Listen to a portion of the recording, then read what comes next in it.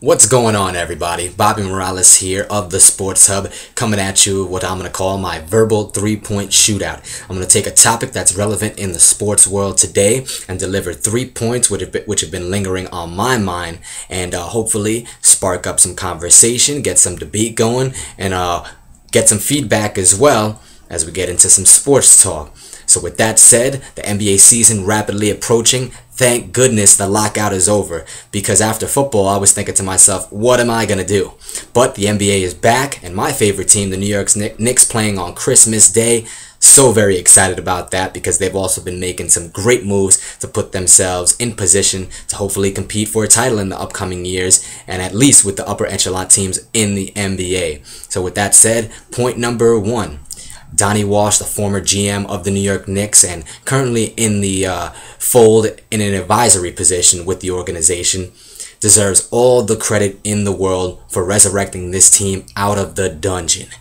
They had some very, very dark and tough years after they reached the NBA Finals in the last lockout-shortened season, in which they faced off against the Twin Towers and the Spurs. They were an 8 seed that year. It was a valiant run, but they fell short. After that, things went downhill very quickly, and Donnie Walsh deserves a lot of credit for turning this team around, because they had the likes of some guys by the name of Michael Doliak, Luke Longley, Shannon Anderson, Howard Isley, Clarence Weatherspoon, Moochie Norris. Yes, Moochie Norris. They were handing out bloated and inflated contracts to has-beens and guys who were never was people in the NBA as if it was candy on Halloween.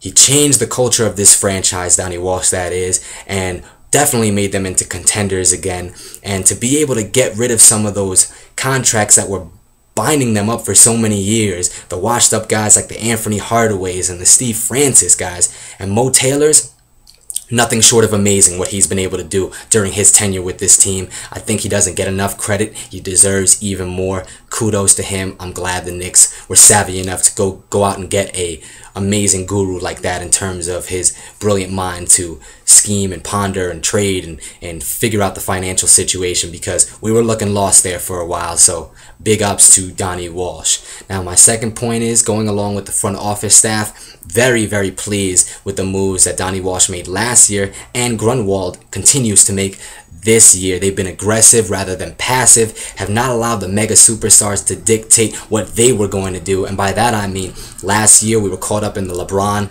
sweepstakes. I was part of that as well. I wanted him to come over. I'll admit it. Most of New York and, huge chunks of the Northeast wanted that as well. Did not happen in the end, and I think the Knicks made the right move to pounce on Amari right away. Similar situation here this year, Chris Paul, Dwight Howard. Knicks realizing they didn't have the assets to get Paul. Howard claiming he wanted to be in a warm weather city and flip-flopping every day. Knicks went out, got aggressive, shocked everyone, and got Tyson Chandler. I think it's brilliant of them that they were, in the driver's seat rather than the passenger seat, accelerating, going forward, locking up these guys before any of the mega superstars had a chance to burn New York, because it often happens. They talk about how they want to come here, they use the team as leverage, and then they wind up going elsewhere. So if we would have waited, we would have been in the same position as everybody else. We would have lost out on the sweepstakes for all these guys, and we'd still be with mediocre players and a mediocre team. Now, with that said, we did have to give up some assets. I was a big fan of Gallinari, who created a lot of matchup problems with his, shooting and ball handling abilities, as well as his height. Wilson Chandler as well. Raymond Felton was playing at an all-star level before the trade, but you know what? You got a major superstar in return, and now because of all the moves that the front office staff has made, you got what I think is the best front line in basketball with Carmelo Anthony, Tyson Chandler, who brings a tenacious defensive side of things that the Knicks have been lacking for a while, and of course Stat at the 4 position. Maybe the Chicago Bulls can contend with that front line with theirs of Noah, Luol Deng, and Boozer, but still, superstar-wise, the Knicks have the edge. I think that's fair to say. And lastly, my final point is a lot of Knicks fans concerned with the point guard position. We had to amnesty Chauncey Billups, and as a result, we got Tony Douglas slated as our starting point guard, signed Mike Bibby to contribute as well. People wondering, oh, what are we going to do? What are we going to do? People need to calm down. The Knicks point guard position, the Knicks made the right moves. They went out and they got a guy who's had a lot of playoff experience in Bibby.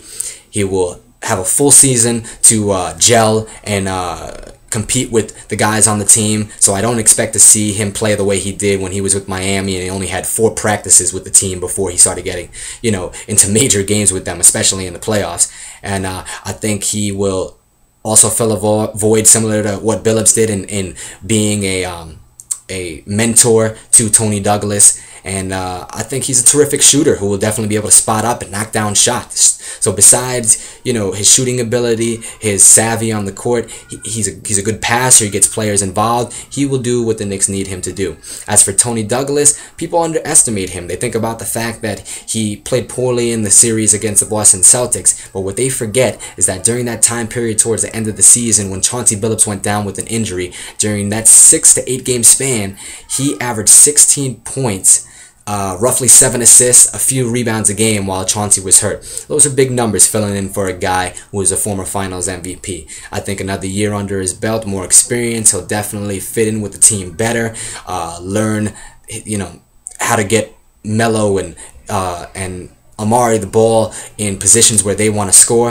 And I think ultimately he will play a lot better. So 2 of them complement one another. I think they both do things well in their own regards, and what one lacks, the other one does, and vice versa. So I think the Knicks are in pretty good position with the guard position, and there's not too much to fear there. So that wraps up my verbal 3-point shootout. I definitely want to hear what you have to say about that. Looking forward to the NBA season, and we'll definitely check you out next time.